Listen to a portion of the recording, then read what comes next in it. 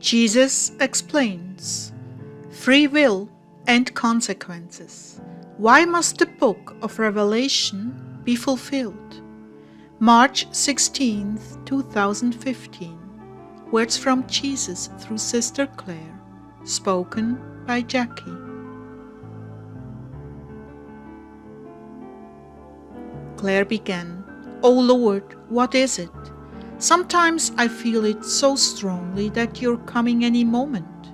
Then other days it fades off into the distance and it's business as usual.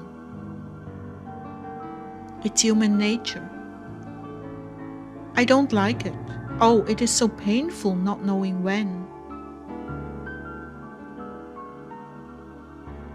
It is painful for me knowing what I have to. I do not want the book of Revelation to be fulfilled, but it has to be so, that I can come and rule the earth. It is not my will, but my Father's will that must be done, even though I fully realize the necessity for it all. Nonetheless, it is so very deeply painful to me that these things must come to pass. But they're not meant for your eyes, my love. You don't need to be convinced the way the rest of the world does. My brides have already gathered to my side, awaiting my coming for them. It is the obstinate ones, full of pride and self-reliance and self-satisfaction, blinded by various desires and lusts. They are the ones Revelation must be fulfilled for. Wow, Lord, they must be serious hard cases for all you have to go through to convince them.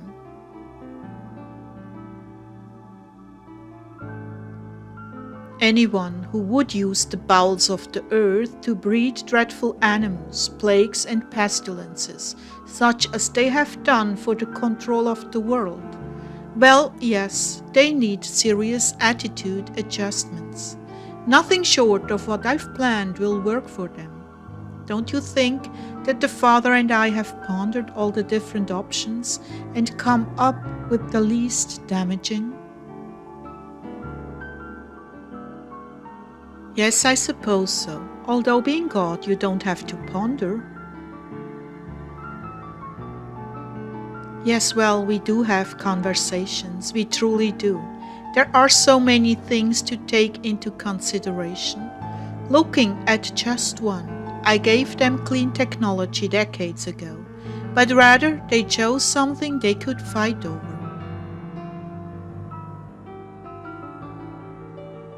Selfish ambition is so strong in them. They are totally blind to even their own good and the good of their children.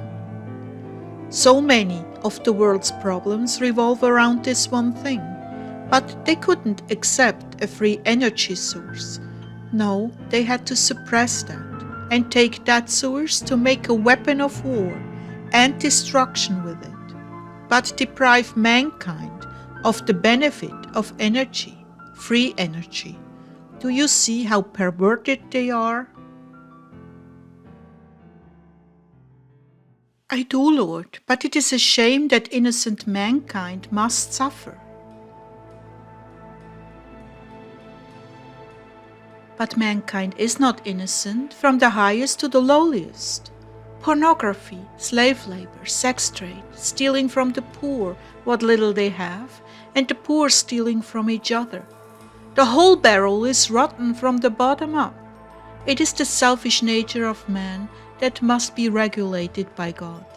Man cannot regulate man because he is so prone to corruption, so weak and easily persuaded to do what is wrong for his own gain.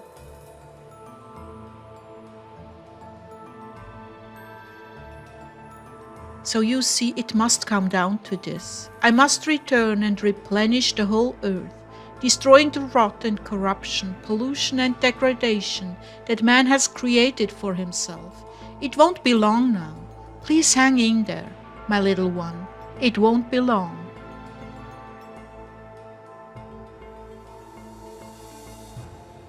Oh Jesus, it seems like forever, and every day I grow older and more disillusioned by the burgeoning corruption found everywhere.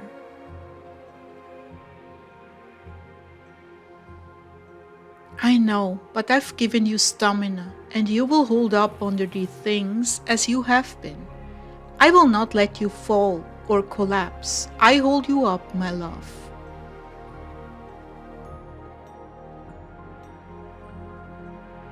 So what did you want to talk about tonight? The necessity of consequences. So many attribute to me what should be attributed to man and Satan. This is not fair.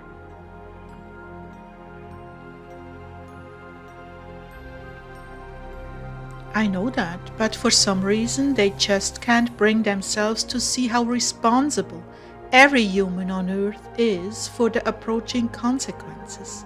It is like a drunkard who continually blames his problems on others, when in fact his problems have been created by him and him alone. So rather than point out the culprits, it's just easier to blame it on me.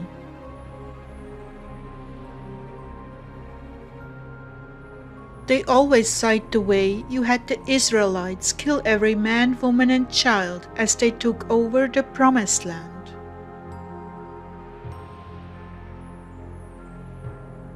Yes, because they were not present when the demons mated with the women, when the babies were offered up into the red-hot brass cauldrons for their god, Moloch, or Satan. They were not present when these little infants screamed the horrors of pain. They were not present when everything they owned was consecrated to Satan. They did not see that the cancerous spiritual disease was implanted in every man, woman, and child. At least the innocent children are in heaven with me. Had they grown up, they surely would be in hell with the rest of their family for torturing and brutally murdering innocent children. There is so much the world doesn't see or know. Now it's much easier to just blame God and go on with a sinful lifestyle, having justified their choices because God is not just or worth listening to or obeying. Not all have this mindset. Some are living a righteous life, but still condemn me for religious wars and the like. They don't see the real set of fingers pulling the strings. But the ones who love me do. They recognize the difference between good and evil. They know me well enough to trust that if I lay the sword to a group of people, it is because those people are hell-bent on living for Satan and propagating his way of life. And even at that, the Israelites still embraced pagan ways and even incorporated them into my temple, and thus their downfall. You cannot mix good and evil. They cancel one another out. It was bound to happen that the Pharisees would become crooked, because for the sake of money and influence, Solomon and others allowed them to build secret chambers to honor their God. It was bound for destruction with the first pagan woman Solomon took as wife. Let that be a lesson to you, how one bad apple can ruin the whole barrel. There is nothing quite like the beauty and comfort of a woman. It has shaped the course of history and been the downfall of many a civilization.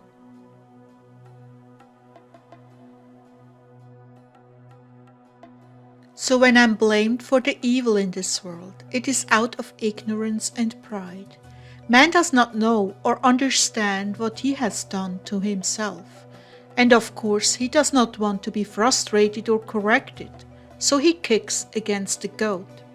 He blames me to justify his continuing sinful life. This, my love, is why I must fulfill the prophecies in the book of Revelation. Man must see what he has done to himself and where it has finally led him. Nothing I do is out of wrath, in the sense that man experiences wrath. For him, it is retaliation. For me, it is education, painful education, but they must sleep in the bed they made. Even at that, there are so many things I've prevented that would have been horrendous, but because of my mercy, they were negated. So much will become clear to you in heaven. You will come to understand so much. So, just be aware, what is coming was not my choice, it was theirs. It was not my retaliation, it was their consequences. It was not done out of hatred for man, but out of love, to bring them to their senses. Everything I do has love for its motive. Not one thing is done for any other reason. Even conscripting souls to hell, this is what they wanted. This was their choice to make. Who am I to override free will? I gave it to man so he could be free to choose good from evil. What more could I do? Nothing. Absolutely nothing. It's a pity people are so blind that they can't see. You are not the author of their problems. They are, along with Satan's help. So now we've come to that decisive point in history where all things must be made right again. Pride and arrogance must be exposed.